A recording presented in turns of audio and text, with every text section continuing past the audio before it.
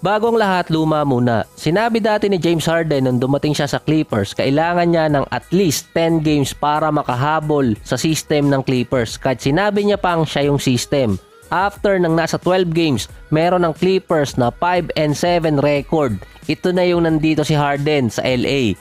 Sa time naman ni Westbrook, naging 6-man naman siya sa Clippers, meron noong 5-2 record. Sa record na yan, sino ang mas effective? Kay Westbrook or kay James Harden? Merong 3-2 record ng Clippers nung wala pa si James Harden sa lineup nila. Ito rin so far ang career low ni Russell Westbrook sa kanyang buong career. 12 points, 6 rebounds at 5 assists per game. Plus 20 siya sa plus-minus stats. Maganda yung nilalaro niya kahit bumaba yung kanyang stats. Si James Harden naman, 14 points, 4 rebounds at 6 assists per game. Hindi nagkakalayo kay Westbrook. Ito rin ang pinakamababa niya so far since 2011 season. Nasa negative 20 naman siya sa plus-minus stats. Ibig sabihin nun, kahit umiscore siya or magkaroon ng assist, hindi ganun kaganda nilalaro ni Harden kapag kasama niya sa loob yung apat niya pang teammate, lalo na si PG at si Kawhi. Meron din naman kasing game na nag-take over talaga si James Harden. Isa dito yung versus Rockets, yung 3-point shot niya na nagpanalo. Pero mas solid pa rin yung Kawhi at PG tandem. Ang NBA matatawag mong liga ng mga stats. Kasi nga, every game meron na lang stats na nabe-break. Meron kasi sa NBA.com na makikita mo doon kung ilang beses din reball ni Harden yung bola bago niya itinira, ilang points ang nagagawa niya kapag may hawak siyang bola per possession or kada hawakan niya yon. Sa 3-2 record ng Clippers na walang Harden dun, yung touches ni Kawhi, PG at Westbrook balanse pa. Kahit yung average time ng kanilang mga touches, ibig sabihin sila yung may hawak ng possession. Mas nagtatagal nga lang ng konti kay Westbrook dahil siya ang point guard nun. Based sa NBA.com, si Paul George nag-a-average ng 61 touches per game, si Kawhi 50, si Westbrook 55. Nung dumating si Harden, nasa kanya ang pinakamataas na rating dun, 65 per game touches or kada possession nasa kanya.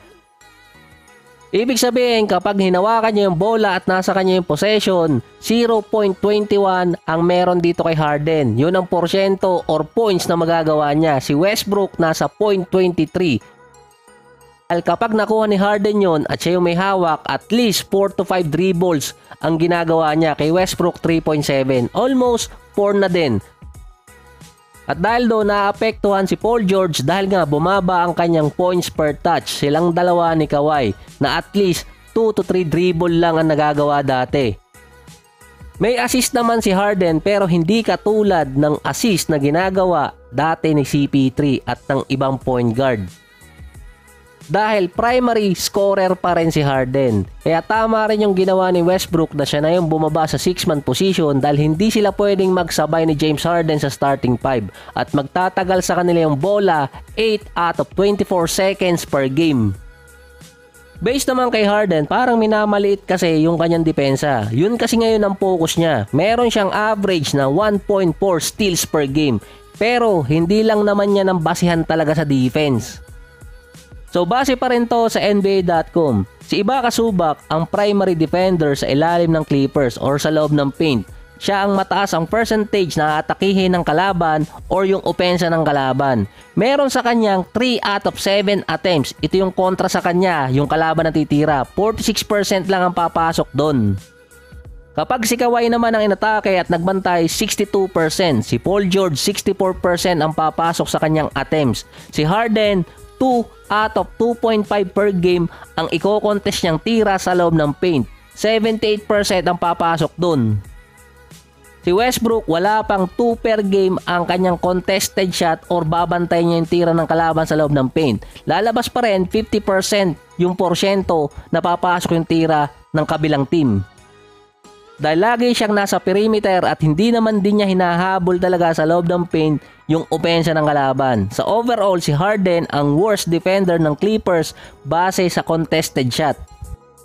Dahil meron siyang total sa any part ng court or kahit saang parte ng court ay pipigilan niya yung tira na 5 out of 8 mula sa field. 62% ang chances na papasok pa rin yung tira ng offensive player sa kabila kapag binantayan nitong si Harden. So merong konting diferensya lang sa numbers at percentage dahil nung isang araw ko pa ginawa to, na-update kasi yung sa NBA.com. Pero yung mostly kasi ng stats, ganun pa rin yung lumalabas. Mas mataas pa rin si Harden sa percentage sa defense na i-score yung kalaban kapag siya ang nagbabantay. Si Russell Westbrook naman, 3 out of 6 sa field ng defense. 43% napapasok yung tira ng kalaban, mas mababa kumpara kay Harden. At isa din sa maganda yung defense dito sa Clippers. Kaya nga mapapansin nyo, minus 20 si Harden, plus 20 naman si Westbrook sa overall. Dahil mas effective si Westbrook kumpara kay Harden sa offense at defense na rin kung ibabase yon sa advanced stats. Pero nakikita naman kay Harden nung nag-update niya yung stats sa NBA.com, nag-a-adjust yung sa defense niya. Medyo mas gumaganda ng bahagya. Pero yung dribbling, average seconds na siya yung may hawak ng bola, steady pa rin. So, tingnan natin sa susunod na 10 games pa kung makaka-adjust palalo si James Harden sa Clippers dahil nananalo sila ngayon.